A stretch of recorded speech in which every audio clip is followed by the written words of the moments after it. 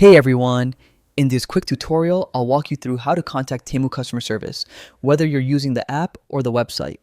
Alright, let's start with the Temu app. So, first open up the app and down at the bottom you'll see the menu. Just tap on the one that says You. Yeah, this will take you to your profile page. Now, look closely at the top right corner. You should see a little customer service icon there. Go ahead and tap on that. It'll bring you straight into the support page. Once you're inside the support page, just scroll all the way down. Keep going until you reach the very bottom. And there you'll see the button that says Contact Us. Tap that, and from here, you can either start a live chat or send in a request depending on what you need. Okay, now let's switch over to the website. If you're on Temu.com, the steps are really similar. Up at the very top of the homepage, in the navigation bar, click on the option that says Support.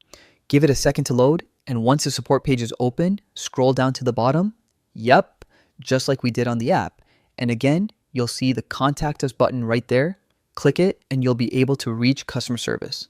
And that's it. Pretty simple, right? Whether you're using the app or the website, just head to Support and then Contact Us to get help from Temu customer service.